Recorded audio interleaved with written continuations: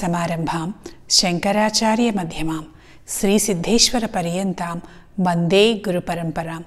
పరమపూజ్యులు పరమహంస పరివ్రాజకాచార్యులు కుర్తాళ శ్రీ సిద్ధేశ్వరి పీఠాధిపతులు, శ్రీశక్తిపీఠ వ్యవస్థాపక పరమాచార్యులు, నడిచే దైవం జగద్గురువులైనటువంటి శ్రీ శ్రీ శ్రీ సిద్ధేశ్వరానంద భారతి మహాస్వామి వారి పాదపద్మములకు ప్రణమిల్లుతూ ఆరక్తజిహ్వాం వికటోగ్రదంష్ట్రాం శూన్యాంబరాం సుందరభీషణాంగీం కరత్రిశూలాం గళముండమాలాం కాళీం కరాళీం సతతం భజామి.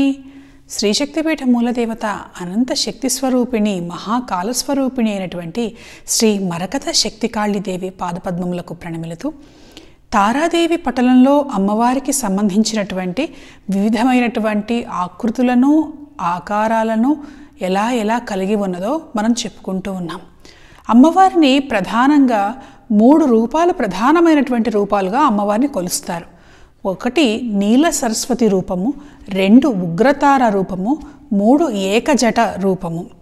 నీల సరస్వతి అనంటే అమ్మవారు మామూలుగా సరస్వతీదేవి మనకు తెలుసు. అమ్మవారిని ఆరాధించి పూజిస్తే విద్య లభిస్తుంది, జ్ఞానం లభిస్తుంది, విద్యలో విజయం తప్ప అపజయం అనేటువంటిది ఉండదు అని అందరూ కూడా ముఖ్యంగా విద్యార్థులు సరస్వతీదేవి స్తోత్రాన్ని పారాయణం చేస్తూ ఉంటారు. సరస్వతీదేవి నామాన్ని స్మరిస్తూ ఉంటారు. సరస్వతీదేవి సంబంధించినటువంటి బీజాక్షరాన్ని నాలుక మీద కాళీదేవి కాళిదాసుకు కూడా రాసింది అని కాళిదాసు కథలో మనకి కనిపిస్తూ ఉన్నది. సరే, మామూలుగా సరస్వతి ఎలా ఉంటుంది? తెల్లగా ఉంటుంది, చక్కగా ఉంటుంది, చేతుల వీణను ధరించి ఉంటుంది.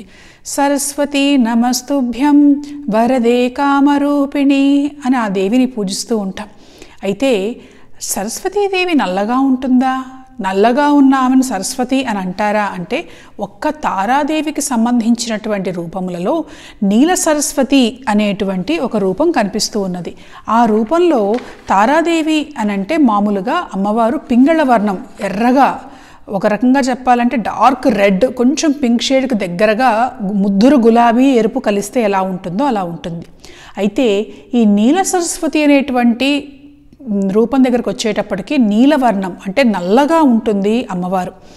మాతర్ నీల సరస్వతి ప్రణమతాం సౌభాగ్య సంపత్ప్రదే ప్రత్యాలీఢ పదస్థితే శవహృది స్మేరాననాంభోరుహే ఫుల్లేందీవరలోచనే త్రినయనే కర్త్రీం కపాలోత్పలే ఖడ్గంచా దధతి త్వమేవ శరణం త్వామీశ్వరీమాశ్రయే. ఆ దేవిని గనక చూస్తే అమ్మవారు మాత నీల సరస్వతి. అటువంటి దేవికి గనక ప్రణమిలితే ఆమె సౌభాగ్యాన్ని సంపదలను ఇవ్వటం మాత్రమే కాకుండా విద్యను ఇస్తుంది. ఆమె ఎలా ఉంటుంది అని అంటే, ఆమె చెప్పుకున్నాం తారాదేవి రూపములన్నిటిలో కూడాను శవం మీద నిలబడి ఉంటుంది. శవము అంటే ఇక్కడ అవిద్య స్థితిలో నుండి బయటికి రావాలి అంటే అదిగో ఆ తారను నీల సరస్వతిగా ఆరాధించాలి. ఆమె చేతులలో కత్తెర, కపాలము, ఖడ్గము, కలువ పువ్వు ధరించి ఉంటుంది. ఈ కలువ పువ్వు అనేటువంటిది అటు ఐశ్వర్యానికి, విద్యకి, సిరి సంపదలకి చిహ్నంగా భావిస్తూ ఉన్నారు. అటువంటి దేవిని గనక ఆరాధిస్తే విద్య బాగా వస్తుంది, సిరి సంపదలు కూడా వస్తాయి. సరస్వతి అనేటువంటి శబ్దానికి అర్థం కనుక చూస్తే సరహ ప్రసరణం సర్వత్ర అస్థీతి సరస్వతి. తన శక్తితోటి అంతా వ్యాపించగలిగినటువంటి శక్తి, విద్యకు ఎట్లా అయితే ఉంటుందో అంతా వ్యాపించగలిగేటువంటి శక్తి, అంతటా కూడా తన శక్తితోటి వ్యాపించగలిగేటువంటి తత్వం కలిగింది కాబట్టి సరస్వతి. ఆమె నీలవర్ణంతో ఉంటే నీల సరస్వతి, తారా నీల సరస్వతి అని అంటారు. ఇది ఒక ప్రత్యేకమైనటువంటి మంత్ర విద్య. మహామంత్ర సిద్ధుడైనటువంటి కావ్యకంఠ వాసిష్ఠ గణపతి ముని కూడా ఈ సంబంధించినటువంటి మంత్ర విద్య కోసం అభ్యసించాట. ఆయనకున్నటువంటి పాండిత్యాన్ని నిరూపించుకోవటానికి నవద్వీప పండిత పరిషత్తులో గనక వెళ్ళినప్పుడు ఆయన శ్లోకాలను, స్తోత్రాలను, అలాగే మంత్రములను, వేదములను అనర్గళంగా చదువుతూ ఉన్నప్పుడు మధ్యలో ఒక చిన్న శబ్ద దోషం కలిగిందిట. కలిగితే అక్కడ ఉన్నటువంటి ఆయన అడిగాట, ఏమిటి నువ్వు తారా ఉపాసన చేయలేదా అంటే ఈయన ఆలోచించాడు. ఎందుకు అనంటే, ఏ వ్యక్తి అయితే తారామంత్ర ఉపాసన చేస్తాడో ఆ వ్యక్తి మంత్రమును తప్పుగా చదవడు, మంత్రంలో ఒక శబ్దాన్ని సరిగ్గా ఉచ్చరిస్తాడు. అంతేకాదు వాక్కుకు సంబంధించినటువంటి దేవత కాబట్టి ఉచ్చారణ దోషాలతో పాటుగా వాగ్దోషాలు ఎటువంటివి కూడా లేకుండా అద్భుతంగా మాట్లాడేటువంటి శక్తి, పాండిత్యము రెండిటినీ ఇస్తుంది. కాబట్టి ఈ దేవిని ఆరాధించాలి అని కావ్యకంఠ, వాసిష్ఠ గణపతి ముని కూడా ఆరాధించారు. కాబట్టి విద్యను త్వరగా ప్రసాదించేటువంటి దేవతగా సరస్వతితో పాటుగా ఈ నీల సరస్వతిని కూడా ఆరాధించవచ్చు. ఈ నీల సరస్వతిని ఆరాధించి కావ్యకంఠ గణపతి ముని ఆయన మహామంత్రవేత్తగా భాషించాడు. మరొక రూపం చెప్తూ అమ్మవారి గురించి, ఈ నీల సరస్వతి రూపం ఏదైతే ఉందో, సరస్వతి అంటే అంతటా కూడా సర్వత్ర అస్థితి సరస్వతి, సరహ ప్రసరణం సర్వత్ర అస్థితి సరస్వతి అని చెప్పుకున్నట్లుగా అంతా వ్యాపించి ఉంటుంది. ఎంత ఆకాశమంతా వ్యాపించి ఉంటుంది. ఆకాశం ఎలా అయితే నీలవర్ణంతో ఉంటుందో అలా సమస్తమైనటువంటి శబ్ద స్వరూపం అది ఆకారంలో నుండి నిరాకారంలోకి వెళ్ళేటప్పుడు మొత్తం ఎలా వ్యాపించి ఉంటుందో ఆ స్వరూపాన్ని, శబ్ద స్వరూపాన్ని నీల అని అన్నారు. అది వేదం చదివేటప్పుడు వచ్చేటువంటి శబ్దస్వరూపంగా ఆ రూపంలో ఉన్నటువంటి తారాదేవిని శుక్ల అని అన్నారు. అలా కాకుండా లోకంలో మనుషులందరూ మాట్లాడుకుంటూ ఉంటారు. ఆ మాట్లాడుకునేటప్పుడు ప్రతి మాటకి కూడా ఒక శబ్దం ఉంటుంది. కొన్నిసార్లు నిజాలు చెప్తుంటారు, అవసర వేళ కొన్నిసార్లు అబద్ధాలు చెప్తూ ఉంటారు, కొంతమంది అబద్ధాలు చెప్పటమే పనిగా ఉంటూ ఉంటారు. ఇటువంటి వాళ్ళు మాట్లాడే మాటల్లో అటు మంచి చెడు, సత్యము అసత్యము అన్నీ కూడా మిశ్రమంలాగా ఉంటాయి. వీటిలో నుంచి వచ్చేటువంటి ఉద్భవించేటువంటి శబ్దాన్ని, దందుకు సంబంధించినటువంటి తారా లక్షణాన్ని చిత్ర అన్న పేరుతో పిలిచారు. అంటే శుక్ల అనేటువంటి పేరు వేద శబ్దంలో ఉన్నటువంటి తారాదేవి పేరైతే, లోకంలో అంతా మామూలు మనుషులు మాట్లాడుకునేటువంటి మాటలలో నుంచి వచ్చేటువంటి శబ్ద స్వరూపం చిత్ర అన్న తారా రూపానికి సంబంధం ఉన్నటువంటిది.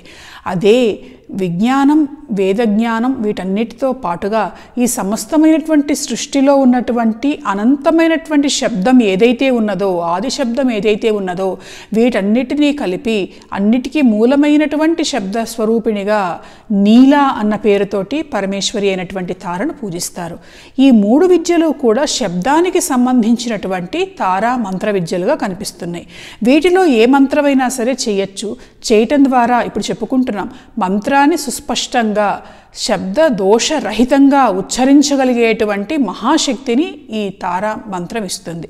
ఇందులో తారాదేవి రూపములలో మరొక ప్రధానమైనటువంటి రూపము ఉగ్రతారా రూపము. ఈ ఉగ్రతారా రూపంలో కూడా అమ్మవారి వర్ణన గురించి కనుక చూస్తే, అమ్మవారిని చూడండి ఎలా వర్ణించారు. ప్రత్యాలీఢ పరార్పితాంఘ్రి శవహృద్ఘోరాట్టహాసపరా ఖడ్గేందీవర కర్త్రి కర్పర భుజా హుంకార బీజోద్భవ సర్వా నీల విశాల పింగళ జట జూటైక నాగైర్యుత జడాన్యస్య కపాలకే త్రిజగతాం హంత్యుగ్రతారా స్వయం. ఇక్కడ ఈ ఉగ్రతారను ప్రధానంగా శ్మశాన లక్షణాలు ఎక్కువ ఉన్నటువంటి దేవతగా చెప్తూ ఉన్నారు. కపాలమాలను మెడలో ధరించినటువంటి దేవి, 4 చేతుల్లో ఖడ్గం, కత్తెర, కలువ, కపాలాన్ని ధరించినప్పటికీ కూడా నడుముకు పులి చర్మం కప్పుకొని పింగళ వర్ణం జటలతో, ఎర్రటి జటాజూటం ఉంటుంది. మామూలుగా చెప్తాం, తల సరిగ్గా దువ్వుకోకపోతే ఏళ్ల తరబడి జటలు కట్టేస్తూ ఉంటాయి, అది కూడా ఎర్రగా ఉంటాయి. అంతేకాకుండా నాగులను అలంకారం చేసుకున్న ఈ దేవి ఎక్కడ నుండి ఉద్భవించింది, ఎలా ఈమె ఉద్భవించింది అంటే హుంకార బీజోద్భవ, హుం అనేటువంటి బీజంలో నుంచి ఈమె ఉద్భవించింది. ఈమె అట్టహాసం చేస్తూ శవం మీద నిలబడి ఉంటే ఆ అట్టహాసం సమస్తమైనటువంటి లోకాలను కూడా భయం పుట్టేటట్లుగా చేస్తుంది. అంటే ఈమె శత్రు సంహారమైనటువంటి దేవతగా, రాక్షస సంహారిణి అయినటువంటి దేవతగా, ప్రయోగ బాధలు నిర్మూలించేటువంటి దేవతగా, ముఖ్యంగా శ్మశాన ప్రయోగ బాధలను నిర్మూలించేటువంటి దేవతగా, శ్మశానంలో తిరుగాడేటువంటి భూత ప్రేత పిశాచాలు ఏవైనా ఇబ్బంది పెడుతూ ఉంటే వాటిని తొలగించేటువంటి దేవతగా ఈ దేవిని ఉగ్రతారగా ఆరాధిస్తారు. అలాగే మరొక రూపం ఏక జట, అంటే ఒకే జడతోటి ప్రకాశించేటువంటి దేవి. ఈ రూపం కూడా అమ్మవారికి సంబంధించినటువంటి భయంకరమైనటువంటి రూపంగా చెప్పబడ్డది. ఈ రూపం ఏమిటంటే ఎటువంటి బాధ ఉన్నా, కలత ఉన్నా ఈ మంత్రాన్ని గనక చేస్తే, ఏకజట రూపంలో ఉన్నటువంటి తారను ఉపాసిస్తే మనశ్శాంతి, ప్రశాంతత, ఆనందం కలుగుతాయి. అటువంటి తార గురించినటువంటి మరిన్ని విషయాలు మళ్ళీ చెప్పుకుందాం. స్వస్తి.